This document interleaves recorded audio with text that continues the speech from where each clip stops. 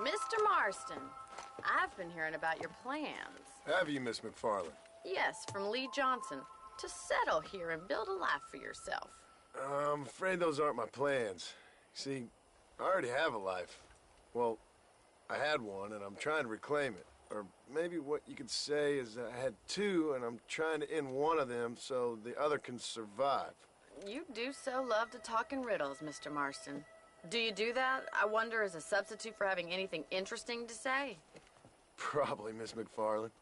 Oh, call me Bonnie, you fool. Call me Bonnie. Miss McFarland, I'm married. I have a son. I had a daughter, but she died. Years before that, I rode in a gang. We robbed banks, trains, held people ransom. We killed people we didn't like. Bill Williamson was in that gang. Now, if I don't capture my former brother in arms, great harm will befall my family. Now, I don't suppose any of this is very interesting to you, but I hope it explains why I wasn't so eager to talk about it. No, I do understand. I had no idea. You poor man. Even in this new country, memories don't really fade. My father was an illiterate Scot born on the boat into New York. He never saw his homeland, but to hear him talk about it, you'd imagine he only ever ate haggis and wore a kilt. And he hated the English for what they had done to his great-grandparents that he'd never met. People don't forget. Nothing gets forgiven. That's true, especially when it comes to money. And you know, even now, after all his labors, my father's debts are still terrible. I worry every day about us losing the ranch.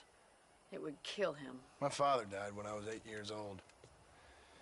His eyes were, well, let's just say he was blinded in a bar fight south of Chicago. My mother died during childbirth. She was a prostitute, and he was her, well, I don't know what he was. So I was sent off to an orphanage and ran away and fell in with a gang. My word. What a difficult life you've lived. The leader of the gang taught me how to read, taught me how to see all that was good in the world. He was a great man in a way. But you killed people. Sure. And I've suffered for it. And that's the life I left, or tried to leave. Said too much, Bonnie. I'm an uneducated killer, sent here to do all I can do well. Kill a man in cold blood so that another man may do his part to cut crime in an area, and a rich man can be elected governor on the back of these promises. Civilization is a truly beautiful thing, Mr. Marston. Listen, can you help me? Well, I can try. What do you need, money? No, nothing so complicated. I need an extra hand to take out the herd to pasture. Sure. Point me in the right direction.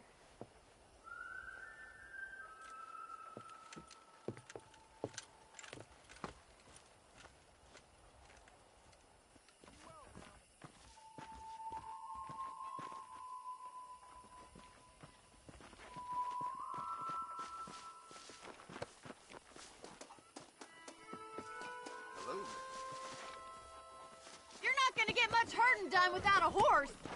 All right, let's head over to the cow pen. It's about time a budding farmer such as yourself learned how to herd cattle. Yeah! Thank you for telling me all that back there. It must have been hard for you. I hope you understand now why I've been playing my cards somewhat close to my chest. I didn't know you had a wife and child. Then again, I don't think I ever asked. They're lucky to have a man like you. I ain't so sure about that, but thank you.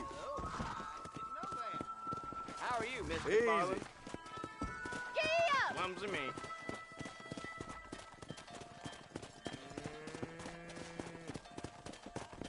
Get behind the herd! That should start them moving in the right direction. Assuming they aren't put off by your smell.